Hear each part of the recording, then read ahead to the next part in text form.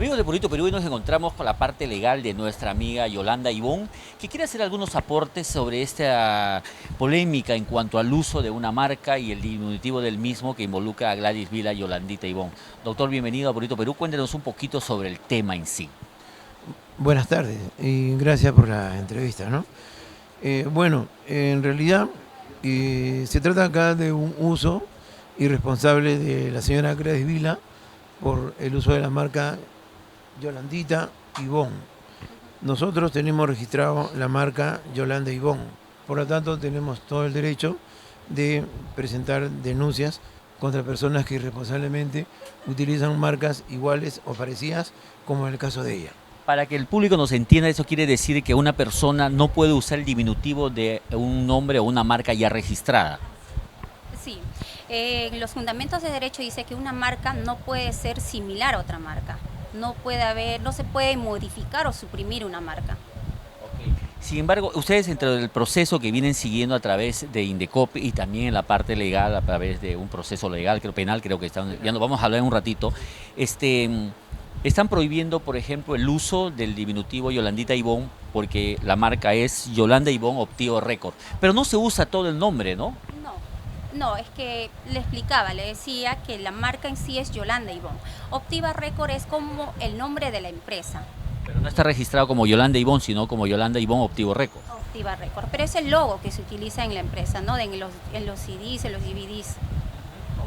En este proceso, ¿qué es lo que piden básicamente? Se habla de que hay una reparación civil, que creo que es proceso también que decide, creo ya al finales, ¿no? Exacto. En la vía penal es lo que se ve eso, ¿no? Ya, pero en el caso de Indecopi simplemente respetar el derecho y Indecopi ya ve sobre la infracción, eso sí es muy aparte, ¿no? Ahí quiero agregar de que la denuncia, si sale fundada, van a multar a esta señorita.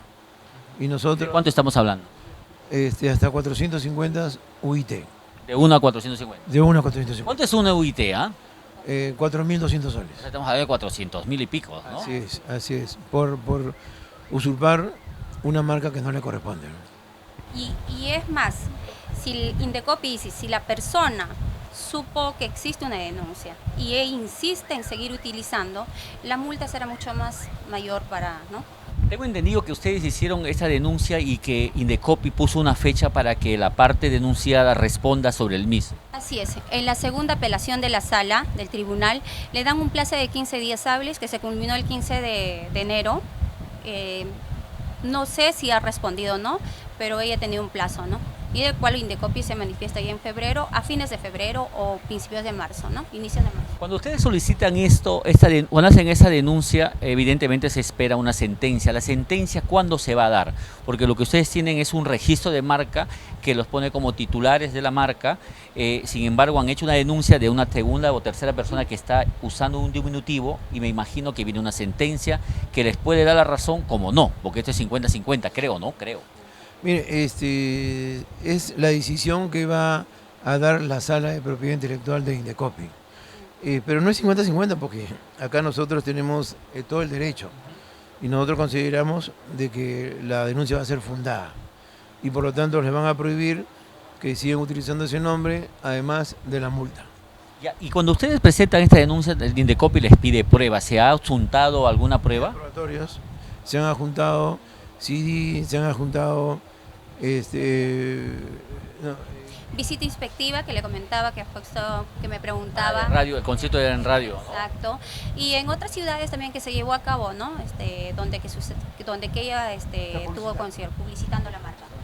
Básicamente entonces se busca hacer respetar el nombre de la marca registrada, más allá del temas de canto, o de música, o de letras, o de canciones. Exacto. Simplemente es hacer respetar el derecho de la marca. ¿Para qué? Para evitar la confusión con el público, nada más. Para que la gente distinga quién es la verdadera, ¿no? Y no decir la original y la falsa.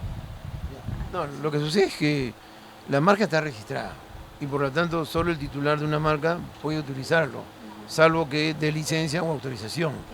Claro. Así de fácil. ¿Existiría la posibilidad de que le den licencia? Bueno, a esta altura del partido es bien difícil. No, pregunto por si acaso para saber, ¿no? Bien difícil. Primero hay que terminar esto y se puede conversar. finalizado este proceso. Así es. Y en la parte ya penal, ¿qué se viene? Quería, ¿no, doctor? En Indecopi cita, después de esto creo que cita conciliación también de las partes, y si es que la persona quiere usar la marca, ¿no? Desea utilizar la marca, le piden, ¿no? Una reparación, un costo, ¿no? Un monto para la persona, si está de acuerdo, lógico, ¿no? En este caso. Siempre y cuando las dos partes lleguen, bueno, la otra parte quiera y ustedes también acepten. Exacto. ¿Y existiría esa posibilidad? Tendría que Hablamos sí, exacto, así es. Me decía, doctor, la parte penal le preguntaba. Bueno, en la parte penal ya la Fiscalía y el juzgado seguirán haciendo las investigaciones del caso y verán pues si es que hay una infracción o hay un tipo penal que ellos han infringido y de acuerdo a ello sacarán una sentencia.